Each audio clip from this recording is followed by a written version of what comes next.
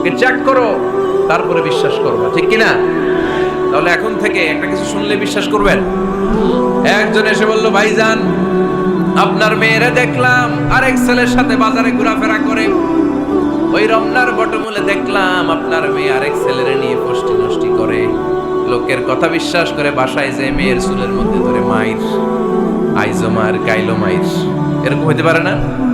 হয়তো ওই লোক আপনার মেয়ের মতো দেখতে আরেক মেয়েকে দেখছেন, এরকম হয় কিনা সমাজে? একজন এসে বললো, ভাই আপনি এখানে ভাবিরে তো দেখলাম ওই জায়গায় আরেক লোকের সাথে ঘোরাফেরা করতেছে, খবর রাখেন না বাসা? আপনি রেগে মেগে, ঘটনা কি? আমার খেয়ে আমার পরে আরেকজনের সাথে, যে এই বাড়িতে যে মাই, কোনো কথা নেই। দেখবেন যে ছোট্ট মারামারি থেকে এই ঘটনা অনেক সময় বিচ্ছেদ বা ডিভোর্স পর্যন্ত গড়ায়, ঠিক কিনা? ওই যে শোনা কথায় কান দিছে, ফাতা ভাই আপনি চেক করেন নাই, হয়তো আপনার স্ত্রীর মতো দেখতে বা আপনার স্ত্রী যে জামা পরে, যে পোশাক পরে, এরকম পোশাক পরে আরেক নারীকে দেখছে, আপনার বউ না এটা। আপনার মেয়ের ব্যাপারে যে তথ্য দিয়েছে এটা সঠিক নয়, সে আপনার মেয়ের মতো আরেকটা মেয়েকে দেখেছে, এসে আপনার কাছে বলে দিছে, আপনি বিশ্বাস করছেন। ভেজাল আছে না নাই? এই ভেজালগুলোকে থামানোর জন্য কোরআনে এই বিধানগুলো নাজিল করেছে কে? তাহলে ফরিদপুরের ভাইয়েরা, সমাজটারে সুন্দর রাখার তথ্য একটা শুনলেই বিশ্বাস করবেন না। সিলে কান নিয়ে গেছে শুনলেই সিলের পিছনে দৌড়, নাকি? কি করবেন? আগে কানে হাত দিয়ে একটু দেখবো কান দুইটা আছে না নাই, তারপরে চিলের পেছনে দৌড়ান। তাহলে এখন থেকে আমরা তথ্য একটা শুনলে বিশ্বাস করব। তাহলে কি করবেন? বলতে হবে কি করবেন? যাচাই বাছাই, জাস্টিফিকেশন অফ দ্য নিউজ। কোন নিউজ জাস্টিফিকেশন ছাড়া আমরা প্রচার করব, বিশ্বাস করব, শেয়ার করব না। আল্লাহ বললেন, ইয়া আইয়ুহাল্লাযীনা আমানু লা ইয়াসখারু কওমুম মিন কওম। ওহে আমার ঈমানদার বান্দারা, শোনো শোনো, খবরদার কখনো কোনো মুমিন বান্দারে ঠাট্টা করো না, অবজ্ঞা করো না, ঠাট্টা করো না। তার মনে কষ্ট হয় এমন কোন কথা তারে বলো না। Never stop of anybody. কাউকে নিয়ে ঠাট্টা করবেন না, তার দেহ নিয়ে, তার আকৃতি নিয়ে, তার বংশ নিয়ে। এক লোকের বাবা ছিল চোর, কিন্তু তার ছেলে অনেক ভালো। আপনি কি তারে বলতে পারবেন তুই চোরের ঘরের চোর? বলতে পারবেন? চুরি করছে বাবা, ওর কি দোষ? কথা বলেন। এগুলো কবিরা গুনাহ। আওয়াজ করে বলেন তো কি গুনাহ? কবিরা গুনাহ। কারো আকৃতি নিয়ে, আমার ফরিদপুরের কলিজার টুকরা যুবক ভাইরা, কারো আকৃতি নিয়ে কখনো অবজ্ঞা করবে না, তুচ্ছ জ্ঞান করবে না। এটা কবিরা গুনাহ, এটা আল্লাহ খুব অপছন্দ করেন। এর কারণ আকৃতিটা আমাদের হাতে নাই। আমাদের কারো নাক লম্বা, কারো খাটো, আমরা কেউ কালো, কেউ সাদা, আমরা কেউ স্মার্ট, কেউ অন্যরকম। তো এই যে আমাদের এক এক ধরনের আকৃতি, এটা কি আমি বানাইছি? আপনি বানাইছেন? দিছে কে? এই জন্য কারো দেহের গঠন নিয়ে যদি আপনি অবজ্ঞা করেন, এটা প্রক্ষান্তরে আপনি স্রষ্টাকে নিয়ে অবজ্ঞা করবেন। কারো দেহের আকৃতি নিয়ে যদি আপনি তুচ্ছ করেন, তাকে তুচ্ছ করেননি, আমার রবকে আপনি তুচ্ছ করেছেন। চিল্লায় বলেন ঠিক কিনা? খবরদার, তুই কালু, তুই লম্বু, তুই মোটু, তুই কানা, তুই রোহিঙ্গা, আছে না নাই? ইদানিং ইদানিং এটা খুব চলে। এই রোহিঙ্গা নামটা আছে না? ফরিদপুরে এগুলো ঢুকে নাই না? আমাদের ওইদিকে দেখি কি অবস্থা, কারোর সাথে কেউ লাগলে তুই রোহিঙ্গা। কি আশ্চর্য, এই গালি কবে আসলো? হ্যাঁ, অনেক ধরনের গালি। ঢাকায় আর একটা চলে ফইন্নির ভূত, কি বলে? এই এগুলো আগে শুনি নাই আমরা, রিসেন্ট এগুলো বলা শুরু করছে। ফইন্নির ভূত, রোহিঙ্গা না। এগুলো বলে আপনি কাউকে অবজ্ঞা করতে পারবেন? পারবেন না। খবরদার, এটা কবিরা গুনাহ, এটা ছোট গুনাহ মনে করবেন না। কারণ আকৃতি নিয়ে তুচ্ছ করা যায় না, কারণ আকৃতি দান করেছে কে?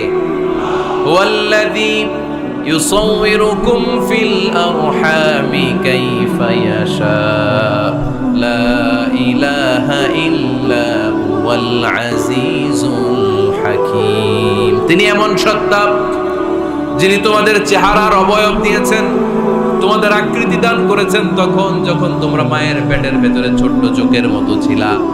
মায়ের পেটের ভেতরে আমরা যখন সবাই এত ছোট্ট, তখনই আমাদের চেহারার আকৃতি দিয়েছে কে? কে সুন্দর হব, কে ছেলে হব, কে মেয়ে হব, কে মোটা হব, কে চিকন হব, আমার ইচ্ছা হয়েছে? আওয়াজ করে বলতে হবে, কার ইচ্ছায়? প্রত্যেককে যদি আল্লাহ প্রত্যেকের নিজের চেহারা ডিজাইন করতে দিতেন, আল্লাহ যদি বলতেন তোমার চেহারাটা কেমন হবে তুমি ডিজাইন করো, তাহলে আপনি আপনারা কেমন বানাতেন? হ্যাঁ বলেন, ফরিদপুরের ভাইরা বলেন, সুন্দর করে বানাতেন তাই না? সবচাইতে স্মার্ট, সবচেয়ে সুন্দর করে আমি আমার চেহারাটা বানাতাম যদি আমাকে ডিজাইন করার সুযোগ দেওয়া হতো। কিন্তু এই সুযোগ তো আল্লাহ দেন নাই। ডিজাইন স্বয়ং করে দিয়েছেন কে? কোন নারীকে যদি আল্লাহ বলতে এই নারীরা তোমাদের চেহারা কার কেমন লাগবে তোমরা বানাও, প্রত্যেক নারী কি করতো? বিশ্ব সুন্দরী করে নিজেকে বানাতো। খুদ ধরার মতো কোনো জায়গা সে নিজের জন্য রাখতো না, ঠিক কিনা? কিন্তু এটা আল্লাহ দেন নাই। এই আকৃতিটা আমাদেরকে সরাসরি দান করেছেন কে? খবরদার, আমাদের অনেকে বিকলাঙ্গ, আমাদের অনেকের হাত ছোট, পা বড়, দেখতে মোটা, কেউ চিকন কেউ কালো। খবরদার, কারো আকৃতি নিয়ে কখনো অবজ্ঞার সুরে, ঠাট্টার সুরে কোনো কথা আমরা বলবো না। রাজি আছেন? সবাই রাজি আছেন? আল্লাহ রাসূল সাল্লাল্লাহু আলাইহি ওয়াসাল্লামের এক সাহাবী ছিল নাম ইবনে মাসউদ রাদিয়াল্লাহু তাআলা। ওনার পায়ের নলা ছিল খুব চিকন, অস্বাভাবিক চিকন, স্বাভাবিক। তো উনিও এটা ঢেকে রাখতেন, দেখাতেন না কাউকে। একদিন উনি খেজুর পাড়ার জন্য খেজুর গাছে উঠলেন। খেজুর গাছে ওঠার পরে নিচ থেকে সাহাবারা পায়ের চিকন নলা দেখে ফেলছে। দেখে সবাই হাসি, সবাই হেসে কুটি কুটি। বিশ্বনবী বললেন, হেসো না, খবরদার, আমার ইবনে মাসুদের পায়ের চিকন নলা দেখে হেসো না। আমার ইবনে মাসুদের এই পায়ের চিকন নলা যদি মিজানের পাল্লায় উঠিয়ে দেয়া হয়, কিয়ামতের দিন উহুদ পাহাড়ের চেয়েও ভারী হয়ে যাবে। খবরদার, আমার ইবনে মাসুদকে আমার আল্লাহ অনেক পছন্দ করে, তার পা চিকন দেখে তাকে তুচ্ছ করো না। আল্লাহর হাবিব সাল্লাল্লাহু আলাইহি ইসলামের 11 জন স্ত্রীর মধ্য থেকে একজন স্ত্রী ছিলেন একজন স্থূল আকৃতি, অবেসিটি ছিল, একটু মোটা। ওনার নাম ছিল সাফিয়া রাদিয়াল্লাহু তাআলা আনহা। আম্মা জান আয়েশার সাথে একবার সাফিয়ার ঝগড়া। নবীদের বউদের মাঝে মাঝে মাঝে ঝগড়া হতো, তবে সেটা হতো মধুর ঝগড়া। সুবহানাল্লাহ পড়েন। আম্মা জান আয়েশা রাদিয়াল্লাহু তাআলা আনহার বাসায় একদিন বিশ্বনবী বসা ছিলেন। আরেকজন স্ত্রী, বিশ্বনবীর আরেকজন স্ত্রী রান্না করে কিছু খাবার আম্মা জান আয়েশার ঘরে পাঠিয়েছেন।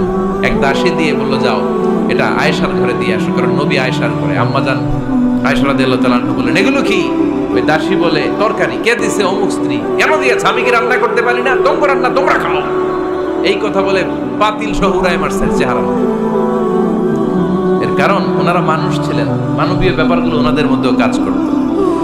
আবার এক স্ত্রী ঝোল দিয়ে রান্না করে কিছু খাবার নিয়ে এসেছে। আম্মা জান আয়েশা রেগে মেগে ওই ঝোল নিয়ে ওই স্ত্রীর গালের মধ্যে মেখে দিয়েছে।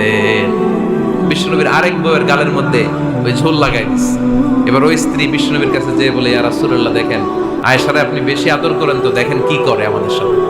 এই যে আমাদের গালের মধ্যে ঝোল মাখাই একবার মেকআপ বানাই দিচ্ছে। বিষ্ণু ইসা ইসলাম বললেন, তাই আয়েশাকে ডাকো। আম্মা জান আয়েশা রাদিয়াল্লাহু তাআলা আনহা আসলেন।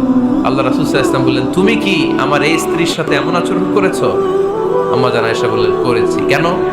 আম্মা জান আয়েশা বললেন, তখন মেজাজটা গরম ছিল, এখন বুঝতে পারতেছে আসলে এই কাজটা করা ঠিক হয় নাই। এবার বিশ্বনবী বিচার করবেন। বিশ্বনবী বললেন, আল কিসাস, যেমন করা হয়েছে বিচার হবে তেমন। তোমার গালে যেমনি ঝোল লাগাই দিয়েছে, তুমি একটু ঝোল নিয়ে আয়েশার গালে লাগাই দাও। সুবহানাল্লাহ পড়বেন না? ওই স্ত্রীও কিছু ঝোল নিয়ে আম্মা জান আয়েশার গালে লাগাই দিল। এখন দুইজনে হাসতেছে, বিশ্বনবীও হাসলেন, আরশের উপর থেকে খুশি হয়ে গেলেন। কে? তো স্ত্রীদের মধ্যে মাঝে মাঝে এটা ঘটতো। সাফিয়া রাদিয়াল্লাহু তাআলা আনহা ছিলেন একটু মোটা। আম্মা জান আয়েশা বললেন, ইয়া রাসূলুল্লাহ, দেখেন আপনার মুটি বউ, আপনার মুটকি বউ, এই মুটি বউ বলে একদিন একটা গালির মতো দিয়ে ফেলছে। আল্লাহ রাসূল সাল্লাল্লাহু আলাইহি ওয়াসাল্লাম রেগে গেলেন, বললেন, আয়েশা এটা কেমন কথা তুমি বললাম মুটি? আমার সাফিয়ারে তুমি মুটি বলে গালি দিলা রে আয়েশা। ইয়া আয়েশা, লাকাদ কুলতি লা কালিমা লাউ মুসিজাত বিমাইল বাহরি লামাজাজাতহু। এমন একটা মন্তব্য তুমি সাফিয়ার ব্যাপারে করে ফেলেছো রে আয়েশা, এই কথাটা যদি সাগরের নীল পানির মধ্যে ছেড়ে দেয়া হয়, এই কথার পঙ্কিলতার কারণে, এই কথার কর্দমাক্ততার কারণে, এই কথার পঙ্কিলতার কারণে সাগরের সব পানিগুলো মুহূর্তের মধ্যে কালো হয়ে যাবে। এই কথাটা সাগরে ফেলে দিলে সাগরের নীল পানি পুরোটা কালো হয়ে যাবে। আয়েশা, খবরদার, তুচ্ছ করে অবজ্ঞা করে কখনো কিছু বলা যাবে না। এই জিহ্বাটা এটা ভয়ঙ্কর একটা অঙ্গ। বেশিরভাগ পাপ এই জিহ্বা দিয়ে হয়। কি দিয়ে হয়? এই জন্য সাহাবারা জিহ্বা ধরে মাঝে মাঝে জিহ্বার মধ্যে ব্যাত মারতেন। আর বলতেন, জিহ্বা তোর জন্য আমি আটকে যাব কিয়ামতের দিন। আমলিক আলাইকা লিসানাক, নিজের জিহ্বার মালিক নিজে হন। আপনার জিহ্বার মালিক যেন শয়তান না হয়ে যায়। জিহ্বা আপনার, শয়তানের ভাষায় আপনি কথা বলেন কেন? খবরদার, প্রতিটা কমেন্ট, প্রতিটা কথা, প্রতিটা মন্তব্য, এগুলোর ব্যাপারে কিয়ামতের দিন পাই টু পাই করে আপনার কাছে আল্লাহর সুপ্রিম কোর্টের কাঠ করায় দাঁড় করিয়ে আপনারা জিজ্ঞেস করবে কে? এজন্য বিশ্বনবী বলছেন, মাইয়াদ মাল্লি মা বাইনা লিহিয়াইহি ওয়া মা বাইনা রিজলাইহি আদমান লাহুল জান্নাহ। আমার কোন উম্মত যদি দুইটা অঙ্গের গ্যারান্টি আমারে দেয়, আমি আমার উম্মতকে জান্নাতের গ্যারান্টি দেব। দুইটা অঙ্গের, একটা হলো জিহ্বা আর একটা লজ্জাস্থান। দুই চোয়ালের মাঝে যা থাকে লিজ্জা, জিহ্বা, আর দুই পায়ের মাঝখানে যা থাকে লজ্জাস্থান। এই দুইটা অঙ্গের গ্যারান্টি যদি বিশ্বনবীকে আপনি দেন যে নবী, জিহ্বা আর লজ্জাস্থান এই দুইটা অঙ্গের কোনো পাপ আমি করব না, নবী বলে আমি দুনিয়ায় তোমার জান্নাতের গ্যারান্টি দেব। এজন্য জিহ্বাটারে সামলান, যা মনে চায় বললেন। খবর আছে না নাই? খবর আছে। মা ইয়ালফিযু মিন কাউলিন ইল্লা লাদাইহি রাকীবুন আতীদ। যা মুখ দিয়ে বের হয় লিখে রাখার জন্য দুইজন ফেরেশতা রেডি করে রেখেছে। কে? চিল্লায় বলেন। যতদিন আমরা বেঁচে থাকবো ততদিন থাকবে আমাদের কাঁধে। আমরা মরে যাবো, এই ফেরেশতারা উড়াল দিবে, ঠিক কিনা? দুই কান্দে জি ছিল যে তোমার দুইজনা পাহারা, তোমারে একলা থইয়া পালাইছে তাহারা। তোমার আটকুঠুরি নয় দরজা বন্ধ এবার হলো রে হলো। মুখে আল্লাহ রসুল সবে বলো, ও মুখে আল্লাহ রসুল সবে বলো। দুয়ারে আইসাছে পালকি নাই হরিগাম তোলো রে তোলো। মুখে আল্লাহ রসুল সবে বলো, ঠিক কিনা? এজন্য সাবধান। আমলিক আলাইকা লিসানাক, নিজের জিহ্বার মালিক নিজে হন। মন যা চায় মুমিন তখন ইচ্ছা মতো মন মতো কোনো মন্তব্য ছুটতে পারে না। বিশ্বাসী বলে যদি নিজেকে দাবি করে, নিজের জিহ্বার মালিক নিজে থাকার দরকার আছে না নাই?